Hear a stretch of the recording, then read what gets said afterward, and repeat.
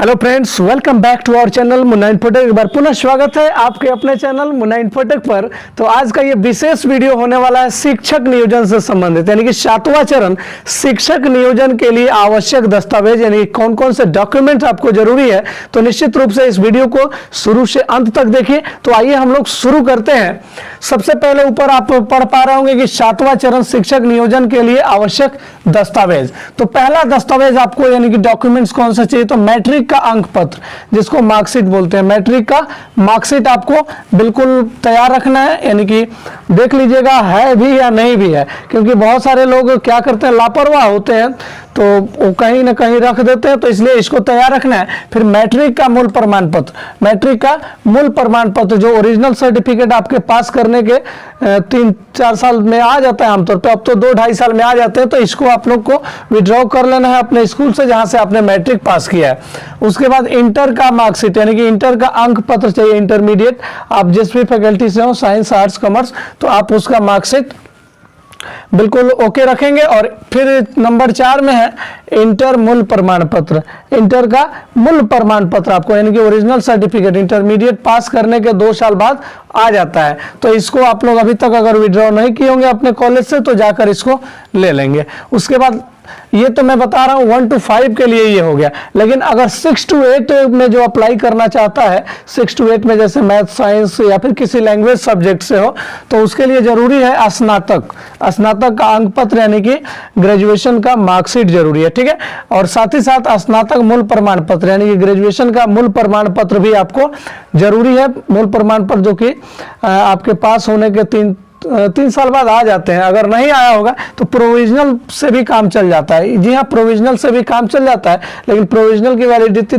3 years होती है। तो ध्यान दीजिएगा, अभी समय है, आप लोग आराम से जाके विड्रॉ कर सकते हैं। ठीक है, उसके बाद में आपको प्रशिक्षण का अंक पत्र चाहिए। प्रशिक्षण का मतलब आपने जिस भी कॉलेज से बीएड किया हो, यस बीएड किया हो, या फिर आपने डीएलएड किया हो। ठीक है, आपने क्या किया हो, डीएलएड किया हो, या फिर आपने डीएड किया हो। ठीक है, तो इसका आपको क्या करना है, अंक पत्र जो है ओके रख लेना है बिल्कुल। उसके बाद में जो भी आपने प्रशिक्षण किया है, बीएड, डीएड या डीएलएड, तो उसका आपको क्या करना है, मूल प्रमाण पत्र आपको यूनिवर्सिटी से विड्रॉ करके रख लेना है। ठीक है, उसके बाद में आता है जी यहाँ पर देखिए सीटेट या बीटेट का अंक पत्र। आप जो भी ट्रेनिंग पास है, यानी कि जैसे CTET, central teacher eligibility test, जो भी पात्रता परीक्षा आप पास हैं, वो चाहे सीटेट हो या बीटेट हो या कोई भी टेट हो जिसको बिहार सरकार मान्यता देती है, उसका अंक पत्र आपको निकाल लेना है। आमतौर पर सीटेट वाले जो होंगे उनको डिजी लॉकर से मिल जाएगा, क्योंकि डिजी लॉकर पे अकाउंट बनाइएगा, वहां से आप विड्रॉ कर लीजिएगा। उसके बाद में हम आगे बढ़ते हैं और बीटेट वाले जो भी बीटेट पास थे उसका तो अंक पत्र भेज दिया गया, ये सब लोग जानते हैं। उसके बाद में देख लीजिए यहाँ पे सीटेट या बीटेट का प्रमाण पत्र। अब देखिए ये बीटेट वाले का तो मिल गया होगा बहुत पहले, लेकिन सीटेट जो है, सीटेट का एक क्राइटेरिया है। सीटेट पास करने पर आपको देखिए क्या क्या मिलता है। जैसे भारत सरकार यानी कि सेंट्रल गवर्नमेंट की बात करें तो केंद्र सरकार सीटेट में 90 नंबर जो होता है, 90 मार्क्स जिसका होता है, उसको पास मानती है। जनरल कोटा से अगर कोई अभ्यर्थी हैं और 90 नंबर लाए हैं तो बिल्कुल पास माने जाएंगे। तो उनको सीटेट जो है अंक प्रमाण पत्र भी देती है और सर्टिफिकेट भी देती है। ठीक है, यानी कि अंक पत्र सर्टिफिकेट दोनों देती है। और साथ ही साथ ओबीसी से जो पास आउट है, थोड़ा सा मैं यहाँ पे डिटेल्स बता देता हूँ। जैसे जनरल से आमतौर पे 90 नंबर जो लाते हैं वो सेंट्रल गवर्नमेंट के नज़र में पास माने जाते हैं। फिर ओबीसी में जो 82 लाते हैं वो पास माने जाते हैं। ठीक है, ओबीसी में जो 82 लाते हैं वो पास माने जाते हैं।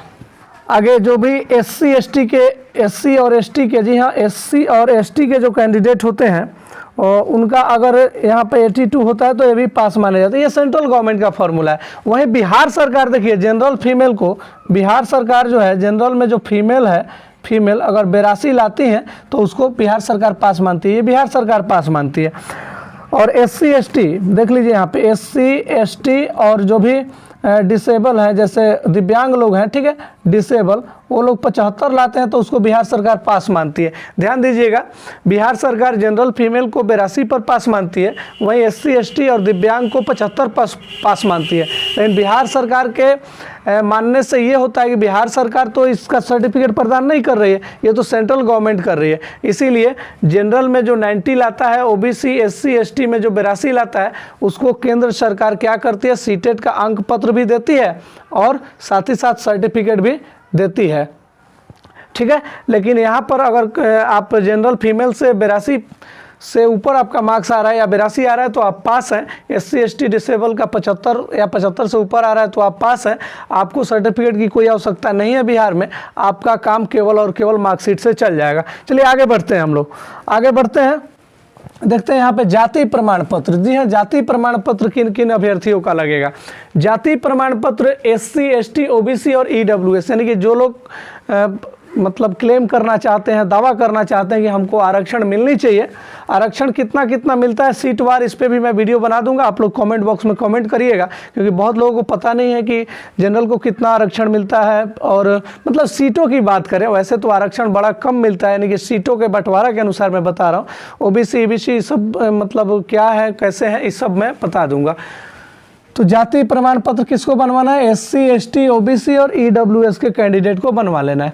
फिर आवासीय प्रमाण पत्र देख लीजिएगा, आवासीय प्रमाण पत्र सभी कैंडिडेट को बनवाना हो, चाहे जनरल हो, ओबीसी हो, एसटी एससी हो, सबको बनवाना पड़ेगा आवासीय, जिसको निवास भी बोलते हैं। ठीक है, तो आरओ लेवल का ये सब बनता है। किस लेवल का, आरओ लेवल का।